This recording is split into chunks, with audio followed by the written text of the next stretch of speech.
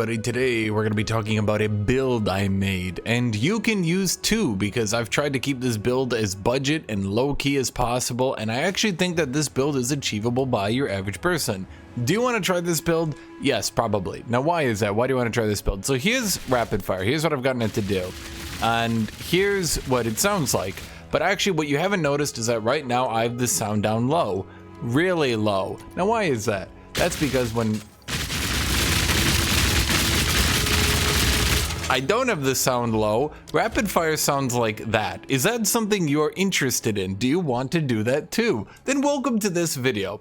So, you know, as in all my other videos, I'm going to be taking my sweet time to go over little details in this build, because I obviously haven't perfected this build, and in the comments I actually get a lot of comments, a lot of times people giving me advice, and in that advice I actually have improved a lot of builds I've made. So as we go over this build, I think a lot of people are much smarter than they think, and you can make improvements to this build, and you can do this build, and you can do this build in different ways. And if you can't, then I'm going to try to offer enough advice so you actually get smarter at this game, and you can also come up with your own builds. So when I started making this build, the first thing I thought is I want to play Witch Hunter, and I decided to play Witch Hunter because I said it can't really be that underpowered compared to other ascendancies, can it? Yeah, actually it can be, unfortunately. It can actually be that underpowered, which I'll get into later, but I'm hoping they address that. At any rate, once I did play Witch Hunter, I was kind of stuck in here doing Witch Hunter stuff, and I decided to myself, how can I make this work? Well, the first thing I tried to do was a shotgun build, and that didn't really work. I definitely think there's a way I can do that, and I might make a attempt on that build later on.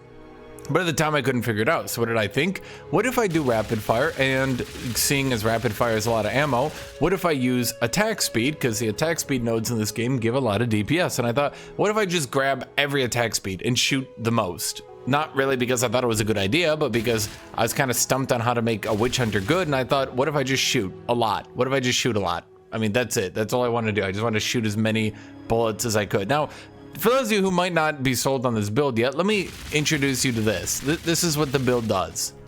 And this is really not that expensive to make, I assure you. And you will be able to do this, and it is very, very fun. So in this build, I have only used items that I leveled up with outside of, and I'll admit it, I borrowed some Magic Find gear from a friend because Magic Find is currently so goddamn overpowered that I can't really imagine playing maps without it, unfortunately. I still have one piece left from him, but other than that, I've actually pretty much gotten my own build and moved on from that. As you can see here, this build, there's not really any big heavy hitters here. I've actually put more into my stash than I've taken out. And I've only played this for maybe 3-4 days. 3-4 days of my time is like putting in 10 hours a day, so let's keep that in perspective, okay? But overall, I bought my weapon for 1 div. I think I bought my helmet for 60 exalts. I bought this for like 20. I bought this for literally 3. I think I kind of thieved it on him. But generally, my build is not expensive, and anyone can really do this build. And I want that to be important because as I was making this build, I really wanted to emphasize in a way that, well, I wanted to focus on a build that other people could do, because too often I see videos where the dude showing off the build, I look at their weapon and I think to myself, one of your weapons could pay off all my student loans. And it's not really achievable by a normal person to be able to do that, but I very think that you could do this one. Items don't tend to be very expensive because we will use a lot of stats that other people won't, so we kind of get them at a discount from the market. We don't need much quality. I have 20% quality on rapid fire, so rapid shot. It's not really that important. I have not qualitied any other skill gem. I will go over these later, but I want to do kind of this introduction explaining things, then I want to show the passive tree, then we're going to talk about how you make this build survivable. Witch Hunter is really underpowered. You will need to know how to do this, I assure you. I got very tilted getting one shot a lot. And then we're going to go over how rapid fire clears, and then after all that, I will go over all these ability links and my thoughts on it. But I just want to show I am actually using Alchemist Boon. I assure you, this is not an expensive build, but I don't have any quality. This build, it takes a couple days set up and you're good to go. Okay, I could use 5 links. I could definitely use those to make this build stronger, but I just didn't because I didn't really feel I needed them. I could definitely use them and it would make the build stronger, but I do not have them. In fact, all 4 links I've gotten have been during this run as well. I've actually put more into my stash than, well, I've only actually used 3, in fact. So we're really not using a lot of links here. So let's talk about the passive tree. Oops, okay. So what is this passive tree? How did we get rapid fire to shoot so much? How did we get it to do this? Well, there's actually 2 ways to do it. I think they're being a bit underutilized right now. Basically what we did is we realized that the mercenary tree is like blatantly undertuned. It's either everyone else's tree is overpowered or the mercenary tree is underpowered.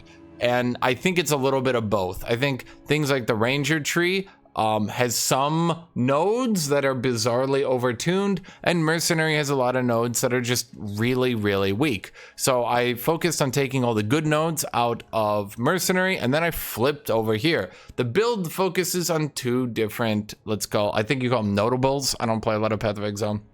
So there are 2 notables that I looked at, and I thought, could I make agility good?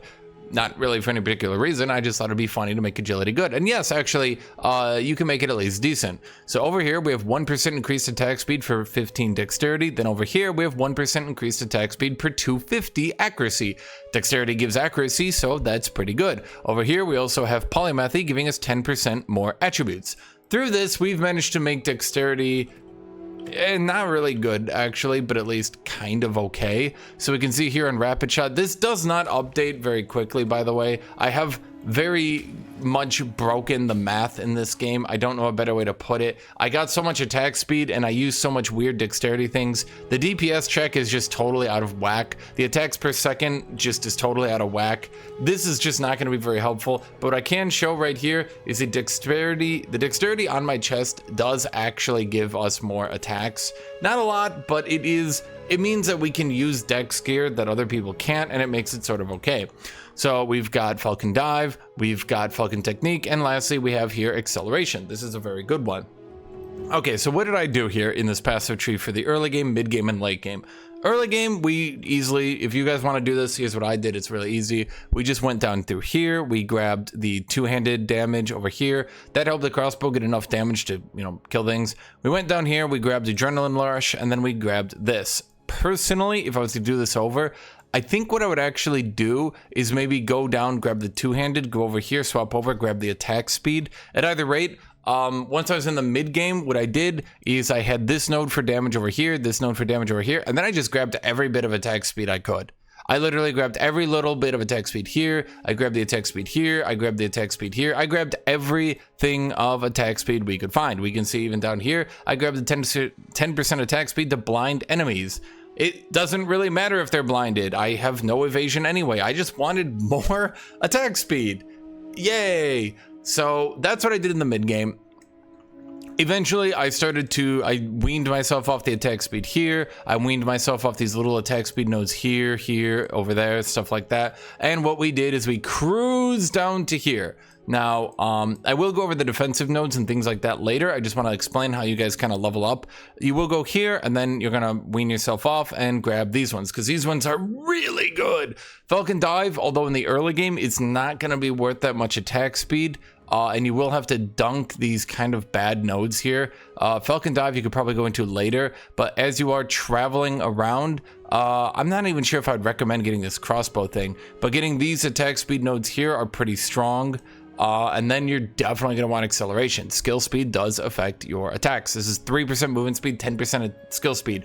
This is a notable that is so strong. I see a lot of people just put this on their amulet because it is so very strong. This 3% skill speed here and here also affects your skill speed, which means you attack quicker and it means reload faster. Although reload time is faster on attack speed, it is hit a lot by skill speed, much more than attack speed.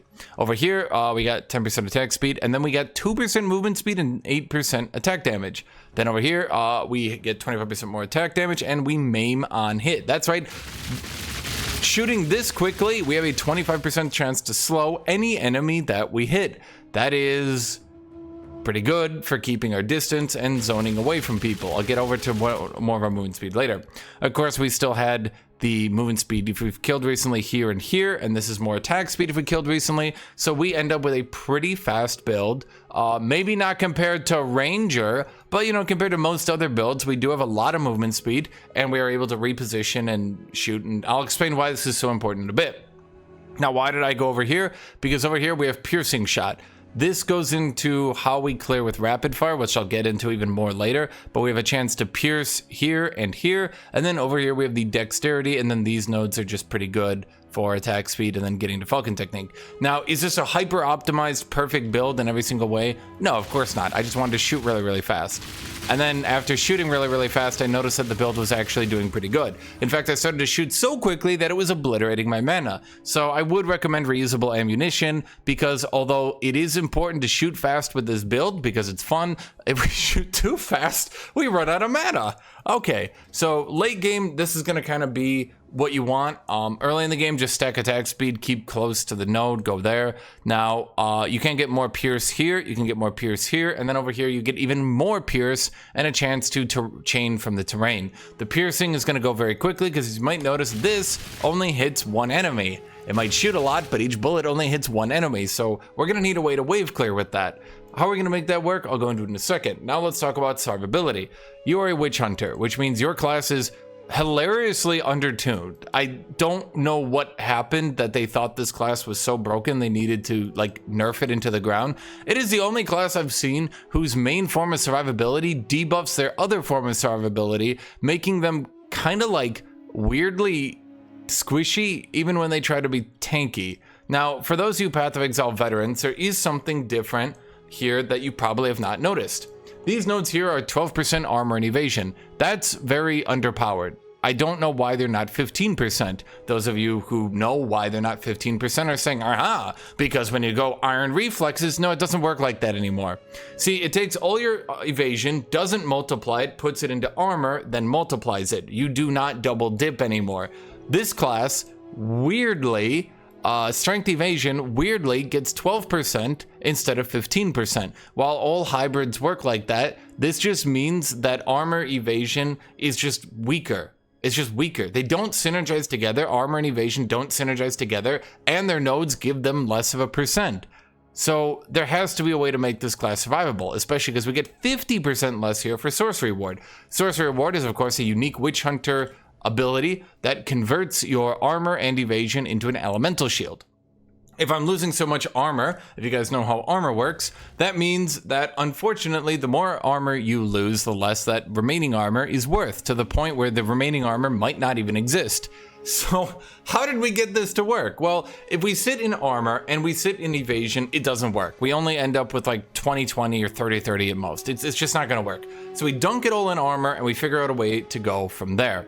Now, there are a few ways around GGG. Now, first off, I beg of you, Grinding Gear Games, I beg of you, please remove the 50% less armor and evasion. If anyone's listening to me, this is totally unnecessary, and compared to any other class, Witch Hunter, despite putting 4 of their Ascension perks into survivability, is not as survivable. Even with armor, which recently got bug fixed, yesterday, actually armor did get bug fixed, heavy armor was not working at all, and it got bug fixed in yesterday's hotfix, although it should be 2 days ago now. Armor is now actually way better than a lot of people think, because heavy armor literally was not working. This now means the squishiest, weakest in the game is ironically Witch Hunter. You're using armor evasion, which is the weakest form of mitigation in the game right now due to the changes to iron reflexes and the fact your nodes weren't increased to 15% to compensate. So you don't have energy shield, you don't have strength stacking, you don't have any way to stay alive. And I'm just begging the company, look, I've janked this together to get survivability, but like, it is extremely niche and specific, and you probably shouldn't have to try this hard. If I'm putting 4 points into survivability, I should probably get some survivability out of it. But what did I do then? How did I manage to do this? Okay, so we are stacking as much armor as we can do to get Sorcery Ward to be stacked up. Now, as we've shown again, evasion is worthless. Actually, this is true. I bought a jewel 20% evasion, and I kid you not, if you have iron reflexes, bonus evasion does nothing. And I mean that, absolutely nothing. Yeah, shocking, I know. So we got a couple notables. Most of these armor evasion notables are like super jank and weirdly undertuned to the point of absurdity. I'm gonna keep saying that. Gain ailment threshold equal to the lowest of armor evasion on your boots. What? Gain stun threshold equal to the lowest of armor evasion on your helmet. Like, we're talking like completely peanuts here. Like, energy shield has shit like self-mortification. Self-mortification gives you like 3, 4, 5 times the stun threshold of but let's move on. So how do I get this to work? Okay, so number one, I went on and got 1 ruby, only 1, with 20% increased armor. I also got 8% of skill mana cost converted to life cost because it was there, I could grab it, and it helps me a little bit with my mana because I kind of have a little bit of mana issues, being as I have selfishly never fixed my mana. So I said, screw it, I'll just punish myself every time I reload. So that's number one. We went out and got some armor. 20% armor gives us more HP in a janky way because we have sorcery shield. The more armor we have, the more sorcery shield is because it's converting that armor into sorcery shield. Do you get it? Okay, so we're kind of jankily generating HP. Then I saw a second note around here. Aha! Catalysis. Catalysis? This converts 5% of physical damage into a random element. Now you might notice I'm not even resistance capped. That's because I just couldn't figure out a way to do it. I literally would rather have chaos resist on my helmet than get more lightning resist because the primary damage type that kills me right now is chaos and big physical hits, but there's not much I can do about that one. So, at any rate, 5% of all physical damage gets converted into an elemental type first. This saves us, well, 5% less physical damage taken. This gives us to this refreshing sorcery ward. Sorcery ward tends to either get one shot because a giant fireball just ended my entire family lineage, or it tends to just slowly sit there and get whittled down. It's just kind of a free form of mitigation I found. It also makes the armor worth more because the armor is now mitigating more from those hits that have been reduced a little bit. The second thing I did, and I wouldn't have to do this, and I really didn't want to do this because this makes the build far less budget than I wanted it to. I wanted the build to stay super cheap and affordable, and I had to do one thing. You might have noticed it. I put Projectile Bulwark on my amulet. What does Projectile Bulwark do? Projectile Bulwark is this node over here. I looked all around for notable, the best armor notable I could find, and I settled on Projectile Bulwark. Defend with 120% of armor against projectile attacks. That means I get a huge elemental shield for elemental damage, and if I'm being shot by a physical ranged attack, I defend with 120% armor.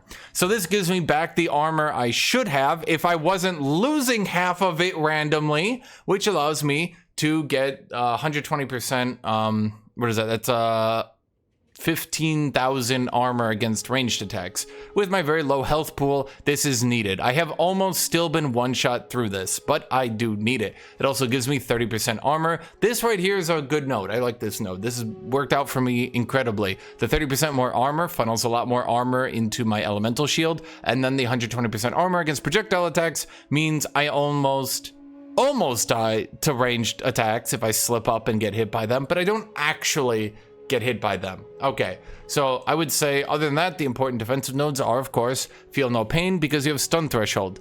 Your class, Witch Hunter, has the lowest stun threshold in the game. Why is that? Because your stun threshold is based on your health. Mages have this node right here that I highlighted earlier, self-mortification. They get 20% increased stun threshold when at full life and get 20% of their maximum energy shield as additional stun threshold.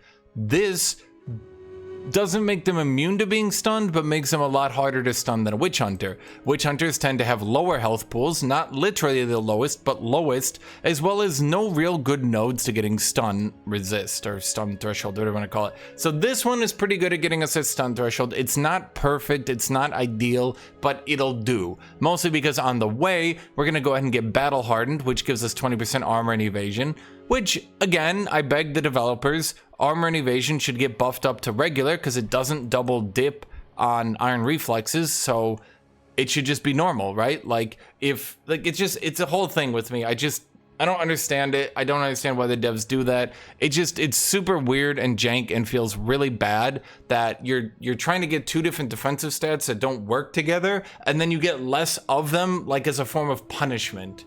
Okay, but at any rate, Battle Hardened here gives us reduced critical damage bonus from enemies. It also gives us 5 strength index. This means we don't randomly get crit.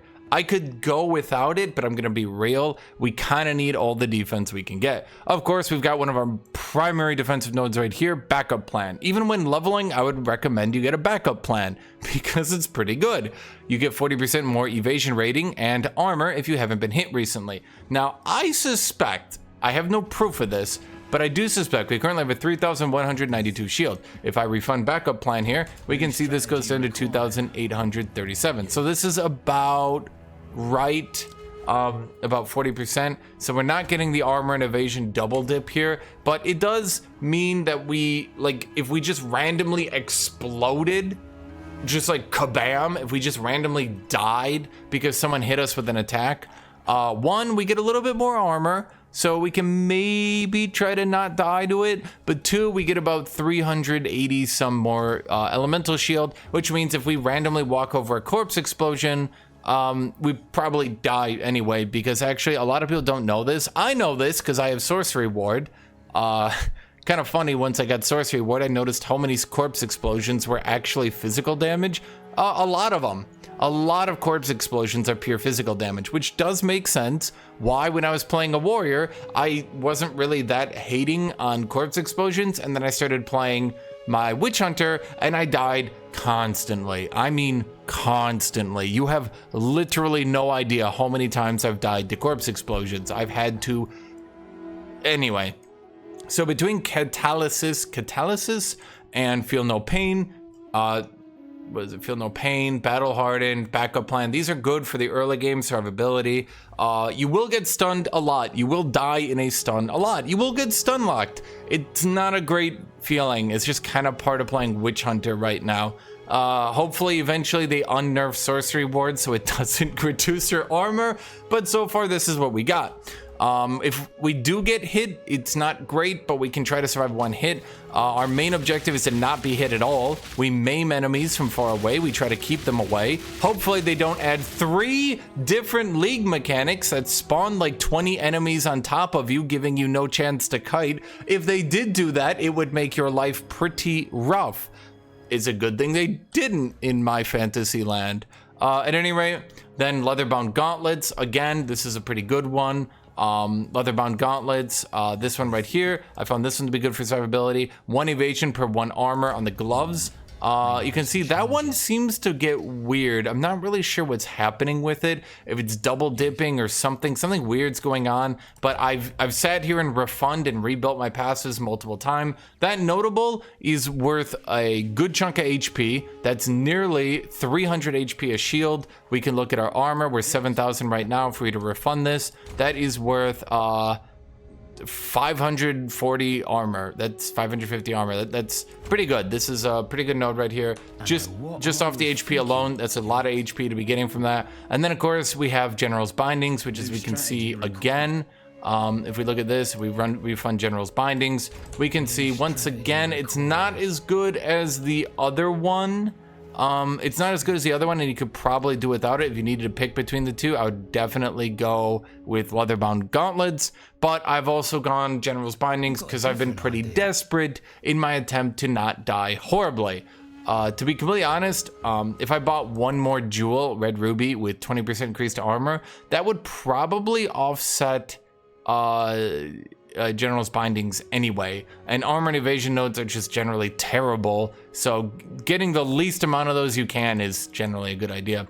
So that about covers it for survivability. Now you might be wondering, looking at this passive tree, do we have scaling? Could we go to level 95 and continue to good? Yeah, you could. You can see there's a jewel within 2 here, so I got the 91. There's a jewel. There's another jewel. Where is it? It's another jewel over here, 3 away. So up to level 94, we could get 2 more jewels. And because jewels tend to give attack speed or damage percent or armor, our build scales really good with jewels. So we definitely have some very good scaling, even into the late game so far as survivability. I would say the later in the game you go, the more survivability you're actually gonna get. So far as chaos damage, yeah, I'm not chaos capped. There's not much I can do. All I can say is we try to stay at range, which I'll get into how we managed to do that. We try to stay at range, we try to kite. If we see chaos, we gotta just get out of it. And most chaos right now has been nerfed really hard in damage, and it's pretty telegraphed. So I'm just gonna recommend dodge it. I don't know, just dodge it. Just don't get hit by chaos damage. It goes through your elemental shield, because obviously a witch hunter wouldn't block chaos damage, which is well known for not dealing any chaos damage. Up next is the developer's vampire hunter, weak to blood magic. So anyway, okay, how do we clear then? Well, you might notice this second node right here. We have Culling Strike and Decimating Strike. Culling Strike is enemies below a certain amount of health just instantly die. Then we have Decimating Strike. Decimating Strike is we remove HP from enemies on the first hit. Well, as you might imagine, when we remove a certain amount of hits, and we are shooting at 27.78 shots per second, I did do the math on that one. That is 1,680 shots per minute. Yes, that is an actual number. We are shooting 1,600 bolts per minute. I do not think any other game or any other class could do that. Our reload time is also pretty fast. How do we fix our mana? We press the mana button, because we have a mana button. So anyway, this is pretty good. So the first shot hits an enemy, removes a chunk of health. Then once they get low, we hit them again. It Culling Strikes, removes them. Now how, of course, does this work to wave clear, as you've been seeing me do? Well, as I mentioned earlier, we have a chance to pierce through an enemy, another chance to pierce through an enemy, and then a 30% chance to pierce through an enemy. In total, is a 60% chance to pierce through enemies. Then over here, we're up to a 75% chance to pierce through enemies, and then finally, we have a 125% chance to pierce enemies. This gives us an automatic pierce on the first target we hit, then a 25% chance to pierce on the second target we hit. I have asked people, and that should be how it works. So that's how we clear. We remove HP from their max HP, and then we cull them when they get low. And because we shoot so often, this works really well. Now, I'm not going to say this is perfect. I'm not going to say this is the best wave clear ever. I'm going to say this is a passable way to wave clear for this ability. You can swap and try to use your rocket launcher if things go bad, because you are, of course, a fire build. You will try to get fire on your gloves and gear. I'll go into that in a second. But let's talk then about the ability links. How are we able to kite so well? Mobility. Mobility makes us take less movement penalty when we use it. So here's well, actually, I have so much attack speed, I can normally shoot the rocket launcher. If you actually tap here really quick, you might notice I have so much attack speed overstacked, I could actually shoot the rocket launcher without slowing. That is definitely one thing you can abuse if you're kind of in a pinch. But the main thing we're gonna do is we're gonna use mobility, which allows us to reposition while shooting, as you can see that. Now, one of the main advantages here is if an enemy is shooting us with ranged attacks, we just strafe. We are pretty fast here with all the different movement speed we've gotten, and because we only have 70% of the movement speed penalty due to mobility, this allows us to dodge a lot of attacks. Even on bosses, we can typically strafe around them and actually avoid their attacks while continuing to fire. Why do we need to do that? Why is mobility so important? Because you see this heat here? Well, each heat gains 7% of the damage of our attack as bonus fire damage. So at 10 heat, we do 70% more damage. At 20 heat, we do 140% more damage. This is a very large multiplier. Heat, unfortunately, the developers did not code it very well. It instantly starts going away even if you so much as reload. Heat does do some fun things like gives more damage to grenades, but as you can see up right here, if we even try to use grenades, we can start losing a lot of heat. Now, heat, of course, will make your grenades do more damage. I'll get into it in a second, but the main thing we want to do, we want to shoot, and we never want to stop shooting. We want to keep shooting forever and ever and ever and ever and ever. That's about it. So there are some things that I can do in addition to that, which is Primal Armament. Primal Armament makes us do 25% more weapon elemental damage. Now, this weapon will still do 40% physical damage. I have forsaken that. I have accepted that will be reduced and probably do absolutely nothing. I accept my fate. That 40% physical damage, it's just gone. It's in the wind. I don't care about it. I can't stop it. Bye-bye. Okay. What makes this build work really, really, really funnily, and why in some of the clips at the beginning you might have seen damage spikes that I can kind of abuse really hard. For every single bolt I reload, I get 1% more damage for the next 6 seconds. That means that, yes, if I was to shoot all 85 of these, and then I was to reload, I get 85% more damage. And that does mean if I shoot quick enough, yes, in fact, I can get a double reload multiplier in here, which can work, especially if I use the emergency reload here. We can do some ludicrous spikes on bosses, rares, things like that. It's just very, very, very powerful.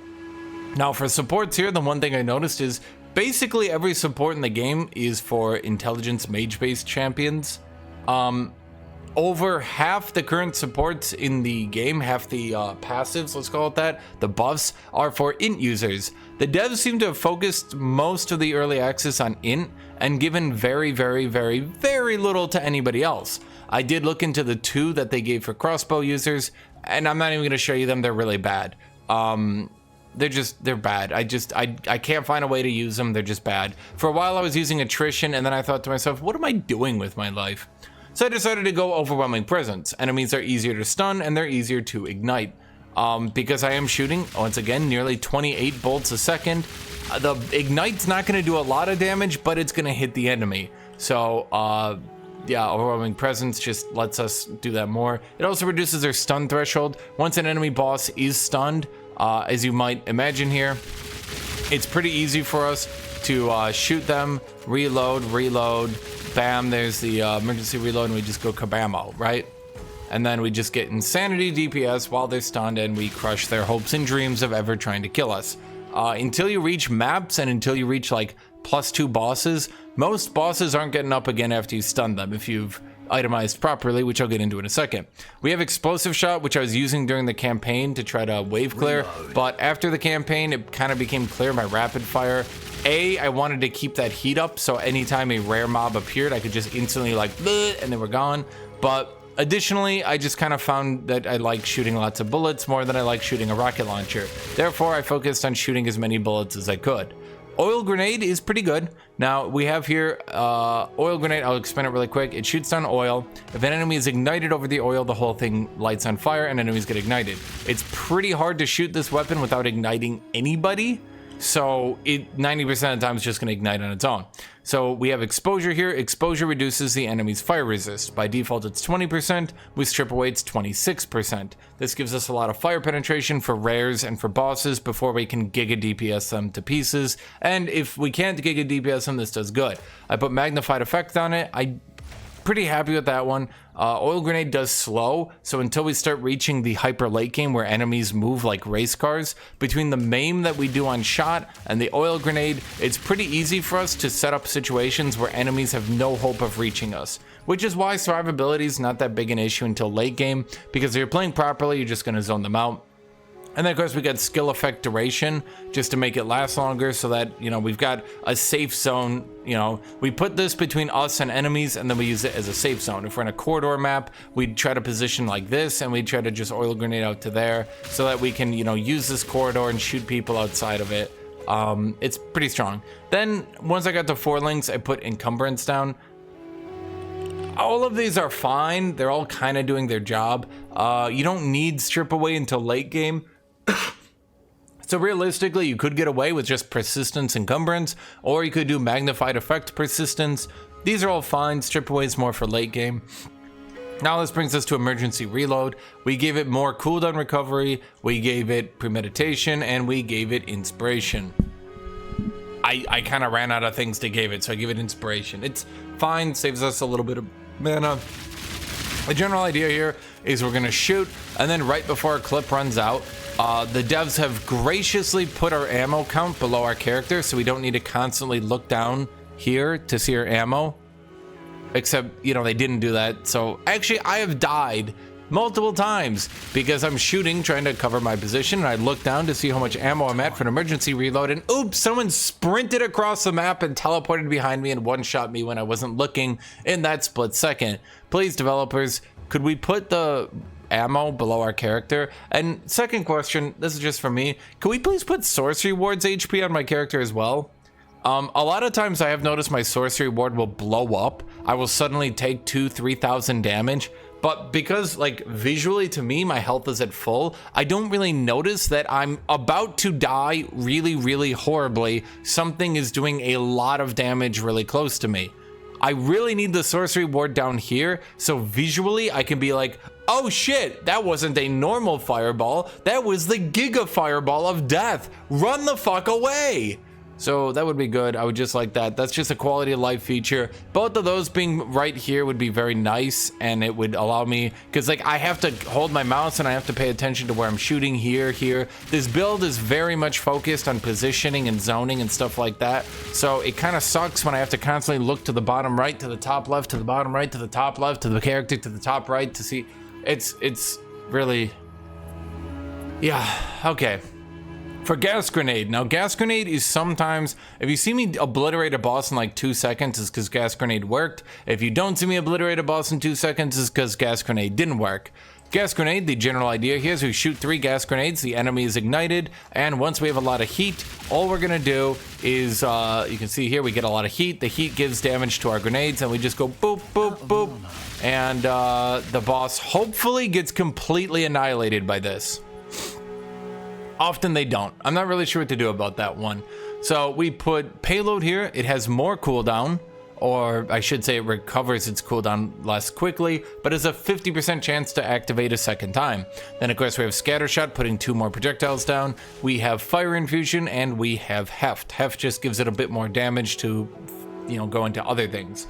Of course, because it does all this base damage now, when rapid shot builds heat, it will give that damage to the explosion. It doesn't give it to the poison, but it gives it to the explosion.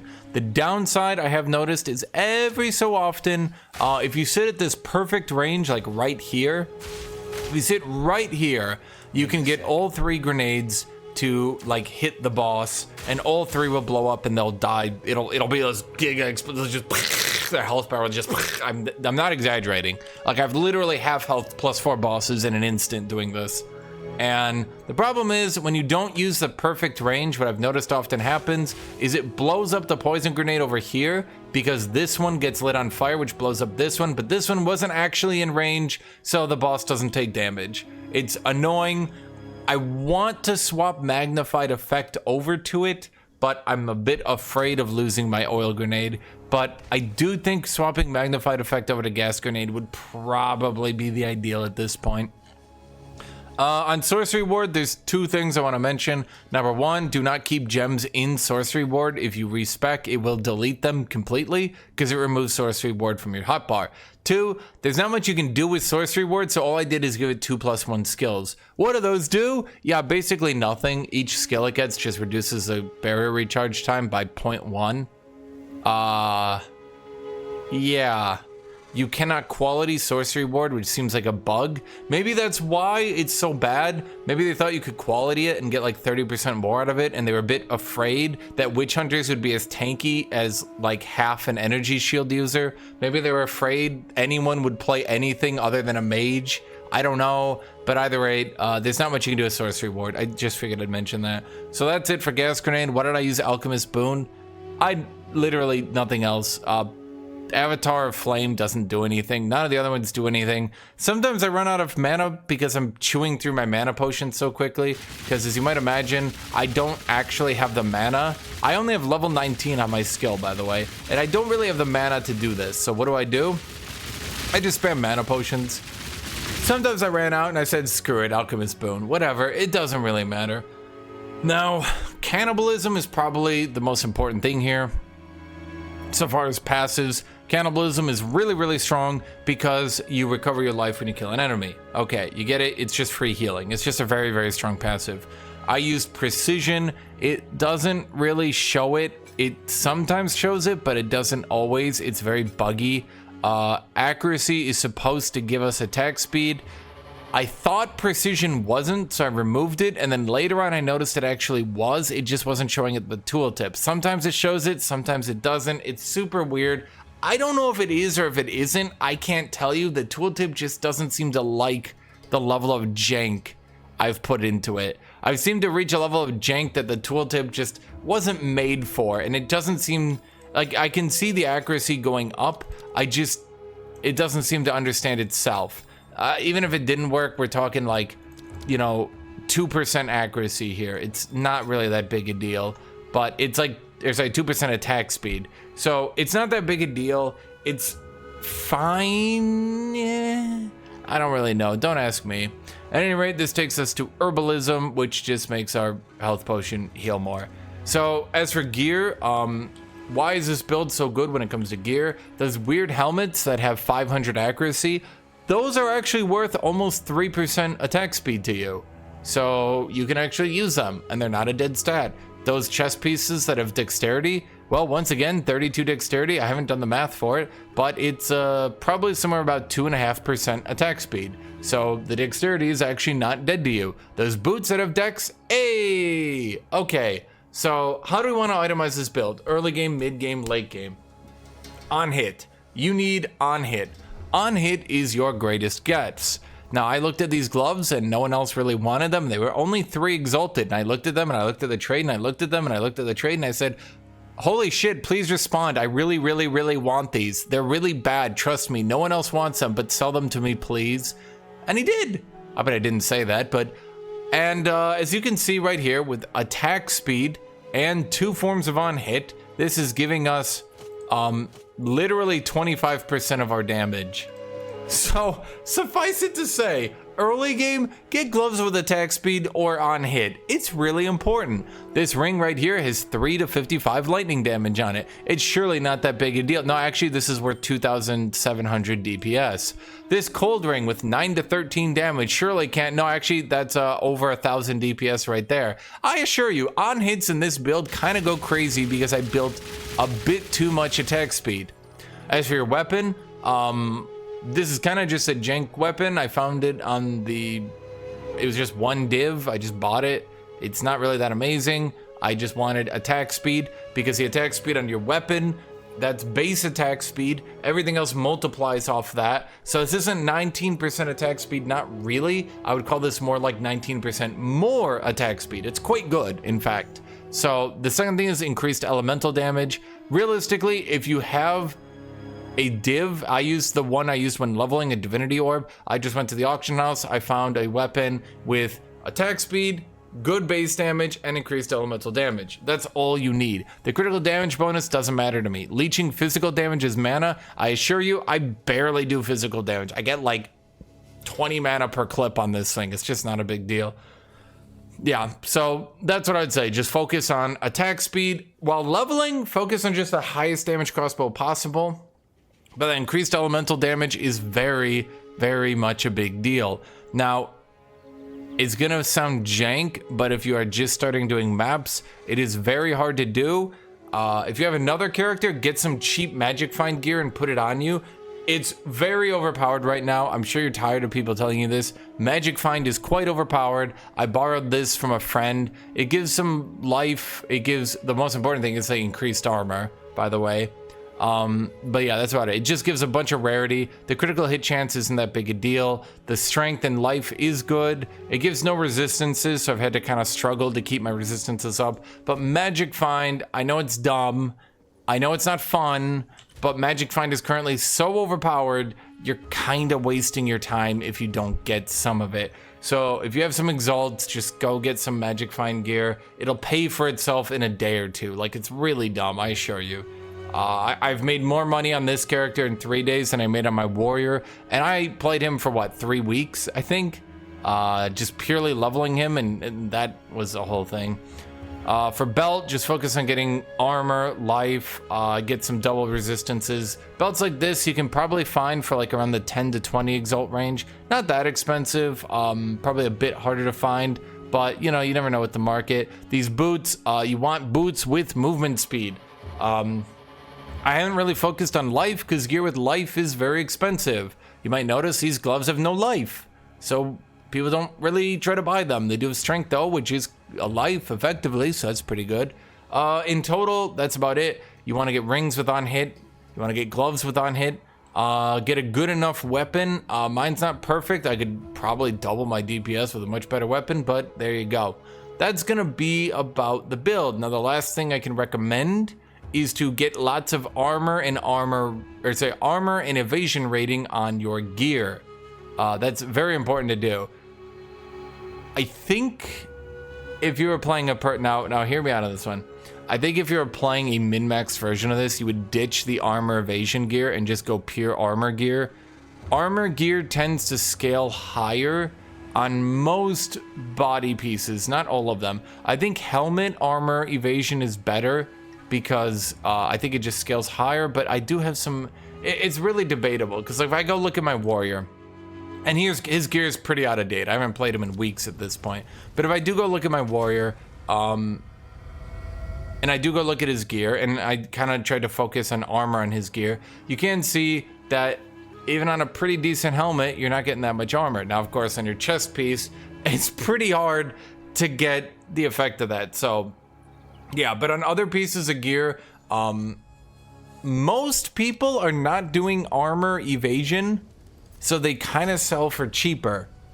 That's how I've managed to get this much, because they don't really sell, because this build is stupid, so no one wants to do it. So you can actually find this gear pretty much at a discount. You can see here, like, oh my god, I have such, compared to my warrior, I didn't even notice, like, holy crap, I have much better gear for defenses than my warrior, purely because this stuff, like, no one sells it. Armor evasion is just, like, discounted. You pay, like, half as much for it because no one wants to play a crappy-ass witch hunter.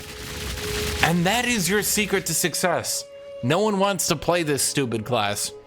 So, closing thoughts? If anyone can find a better way to do it, I honestly think pure armor or pure evasion would probably be better. Pure armor, I think, would be better because, to be honest, I really think the projectile bulwark, once I got that, I stopped getting one shot if I ever allowed some archers to shoot me. While you should, of course, be dodging them because you're pretty fast and you can dodge them while shooting, while you should be dodging them, it is pretty hard to do it. Okay, closing thoughts, just like, devs, please make sorcery ward not reduce my armor and evasion. Please, if you're not going to allow double dipping, put these to 15%. Put this to 20%. That would be pretty cool. I would very much enjoy that. If I put 4 points into survivability, it shouldn't kind of be a side grade. It should pretty much just be a total upgrade. No other class can put 4 points into something, which is arguably a side grade. Additionally, for leveling, Sorcery Ward is very undertuned for leveling. It basically doesn't exist. It needs to have like 150 base or something so that while leveling you can actually get Sorcery Ward to do something. Right now, while leveling, I notice you'll typically sit at like 700 HP with a 300 shield. It basically debuffs your character until you go late game min-maxed armor evasion. So just devs, that's my opinion. Even with all this in mind, a gem hunter with my level of gear and my level of min-maxing would probably be 5,000 to 6,000 HP anyway, which is what I have combined, but I've also given away half my armor for it. So just my suggestion, look, if Witch Hunter is overpowered, so be it. Like, I'll personally apologize to you. But I think you can remove the armor and evasion rating penalty here, or what you could do is increase this to 15%, this to 20% as I keep begging. Then maybe you could put it to negative 25% to compensate. Either way, negative 50% is too much. And again, if we're not allowed to double dip here into Iron Reflexes, then it makes no sense that I'm getting less per node than pure builds, because the whole point is that I'm trying to make a weird build work, right? So if person B is stacking armor, eventually with enough nodes, his pure armor will actually outscale me because he's just getting pure armor and he's getting 15% of it. I'm splitting between armor and evasion and I'm only getting 12% more. So when you look at it from a purely percent way, early in the game, our gear, I will get more total, but I'll be split between two categories. Later in the game, I might not get more total to begin with because I'm losing so many percents, but I'm still splitting it between two categories, which is where Iron Reflexes come in. But then that starts to question, like, what's the point of this? Especially because, and I'm gonna complain about this, when you have Iron Reflexes plus evasion literally does nothing anymore. It's really jank and should very much be adjusted.